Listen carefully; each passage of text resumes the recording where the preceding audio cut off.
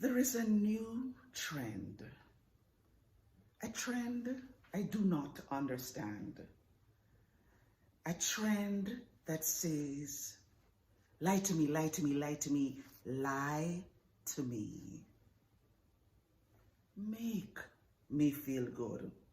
A trend that says, I will help you if you help me. I've heard it countless times before from the mouths of students.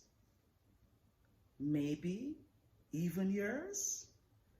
A trend that says, I cannot bear the pain. I cannot bear the pain of negative feedback, for that will crush my soul. But would it? Would negative feedback really crush you? That's the question I asked myself a few years ago when one of my college business writing students didn't agree with the feedback that I gave him on his first assignment. So because he didn't agree, he went to the dean. He asked for a second opinion. Then he asked for a third opinion. Then he asked for a fourth opinion, and all the opinions agreed that his paper was worth 60%, even though he insisted that it should have been a 90%. No, I found that puzzling. If 4 independent instructors used the same rubric and gave you pretty much the same kind of feedback and gave you a grade of 60% and not the 90% that you thought the assignment was worth, wouldn't you at least consider the feedback? Now, in retrospect, I understand his resistance to negative feedback. He was a victim of the negativity bias, which is a psychological principle that Roy Baumeister came up with, and this was later developed by researchers like Eisenberger, Dweck, and Charlotte. Based on the work of these researchers, we now understand why people react so viscerally or negatively to negative feedback, and why they take it so personally as this student did. You see, when we get negative feedback, we get defensive, we get angry, we feel it's an attack on us, and that's because of the brain. So the way it works is we get negative feedback, and immediately our amygdala releases stress signals. And these stress signals say, warning, warning, I'm under attack. And then our prefrontal cortex, which is really the seat of reasoning, immediately and momentarily goes offline. And then we go into fight or flight mode. Then we get defensive, we get angry, and we shut down. And that's what happened with the student. When he got the negative feedback from the instructors, his brain tricked him into thinking he was under attack. And so he got defensive and angry. And he felt his only recourse was to drop the course, which was unfortunate because he missed out on an opportunity to learn. And even though I'm talking about this particular student, I'm talking about the average college student. I've been teaching for 34 years and I have read the research. The average college student reacts negatively to negative feedback. The average college student prefers to sulk and sow seeds of discord among classmates. The average college student prefers to go to ratemyprofessor.com. The average college student prefers to do anything but examine the negative feedback to develop, to grow, to learn. But what if feedback were treated differently? What if, when students received negative feedback, they decided to develop their resilience? What if they decided to first take a breath and remain curious? What if they decided to not feel discouraged, to not give up, to not go under, to not quit, knowing that feedback makes them stronger. This is a worldwide problem that we're facing in most colleges today.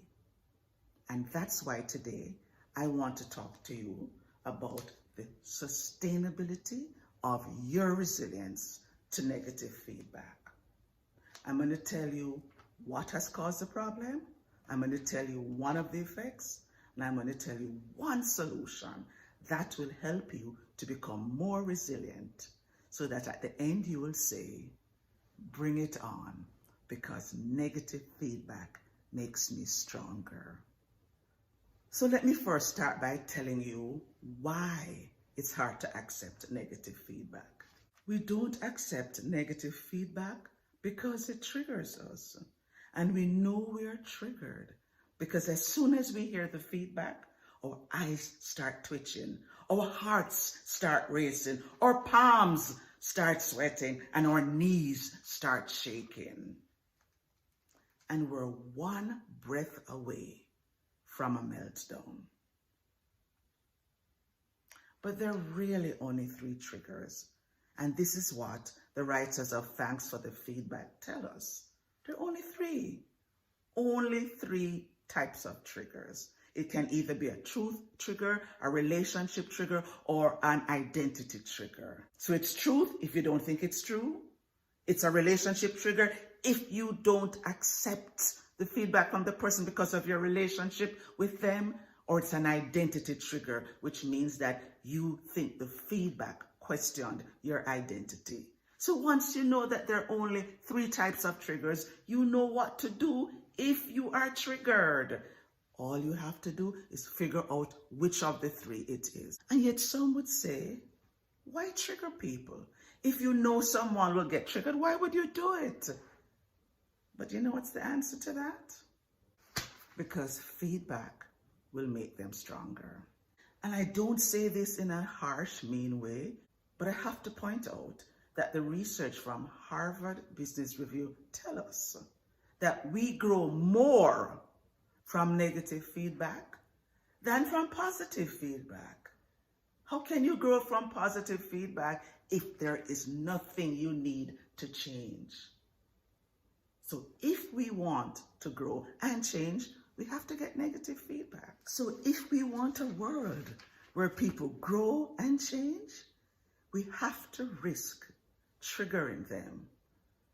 And if we know what the trigger is, we can help them to go beyond the trigger and accept the feedback, because negative feedback will make them stronger. So I've just told you why we don't like negative feedback, and that's because we don't want to be triggered. Now let's talk about the effects of not getting negative feedback. And the effect of negative feedback really is that we remain unaware of our blind spots. We won't see our blind spots. And just as it is with the driver who can see our blind spots, but we can't, so it is in our lives. Because as we can see from the Joe Harry window, we can't see our blind spots. We don't know what we don't know. But if we allow people to tell us about our blind spots and give us negative feedback and be like the driver behind or beside us, then we can make our blind spot become the open spot where we can see what others are seeing. But some say, why tell them? What they don't know won't hurt them. And I do agree that sometimes what you don't know won't hurt you. For example, when my mom died in 2006, when I was teaching a class, my husband didn't tell me until after he knew my class was finished. Why? Because what I didn't know wouldn't hurt me while I was teaching. But wouldn't it have been cruel if he didn't tell me at all? Wouldn't it have been cruel if I didn't tell the business writing student that his writing wasn't 90% as he thought, but really 60%? Wouldn't it have been cruel if I didn't give him the feedback and I allowed him to go to a corporate job, write a memo, and have his boss and his co-workers laugh at him behind his back? Wouldn't that have been more cruel?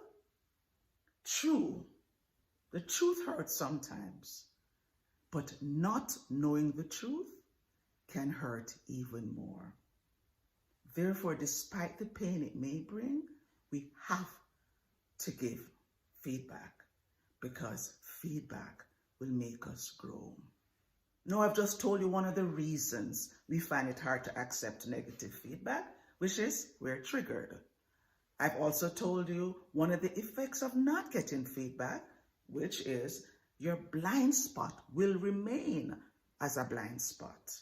Now, let me tell you one solution, one thing that you can do if you want to build your resilience to negative feedback.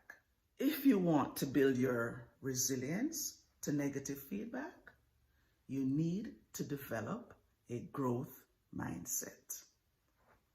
A growth mindset allows room for us to grow.